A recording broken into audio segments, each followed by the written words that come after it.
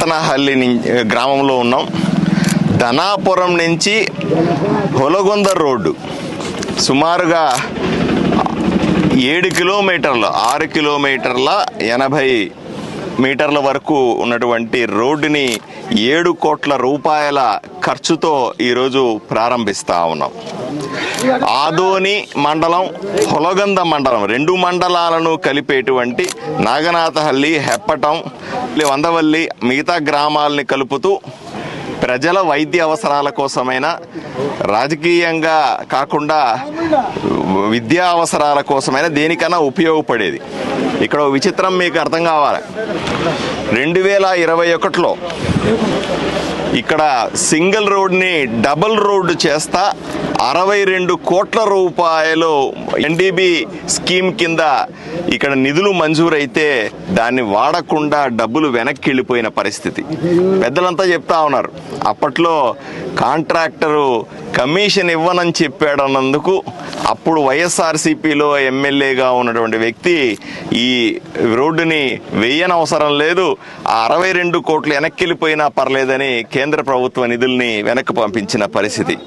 ఈరోజు డబ్బులు లేనప్పటికీ కూడా అతి కష్టం మీద సింగిల్ రోడ్నైనా నిర్మించండి, ప్రజలు ఇబ్బంది పడతా ఉన్నారంటే ఈరోజు ఈ రోడ్డు నిర్మిస్తా ఉన్నాం. నేను ఒకటే చెప్తా ఉన్నాను ఈ సందర్భంగా, వైఎస్ఆర్సీపీ పార్టీ వాళ్ళు కూటమి చేసే అభివృద్ధిలో కలిసి రండి.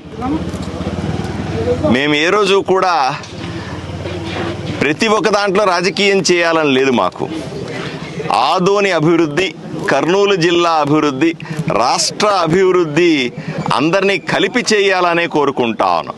అభివృద్ధిలో కలిసి రావాలనే వైఎస్ఆర్సీపీ పార్టీ వాళ్ళకి హితవు చెప్తా ఉన్నాను. మీరు ఒకసారి ఇక్కడ చూడండి, ఈ శిలాపలకం వేసాం. ఇక్కడ శిలాపలకంతో మేము ఇక్కడ ఉన్నటువంటి రామానాయుడు గారు, అలా ఇన్ఛార్జి మంత్రి భరత్ గారు ఇన్ఛార్జి మంత్రితో పాటుగా ఎర్రబోతుల పాపిరెడ్డి గారు జెడ్పీ చైర్మన్ అండి. పాపిరెడ్డి గారు జెడ్పీ చైర్మన్, వైఎస్ఆర్సీపీ పార్టీ. మళ్ళీ మధుసూదన్ గారు శాసన మండలి సభ్యులు, వైఎస్ఆర్సీపీ పార్టీ. ఇక్కడ అరుణమ్మ జెడ్పీటీసీ, వైఎస్ఆర్సీపీ పార్టీ అనుకుంటా. నరేందర్ రెడ్డి ఎంపీటీసీ మళ్ళీ వైఎస్ఆర్సీపీ పార్టీకి చెందిన వాళ్ళు. వీళ్ళందరి పేర్లు వేసి శిలాపలకాన్ని వేశాం.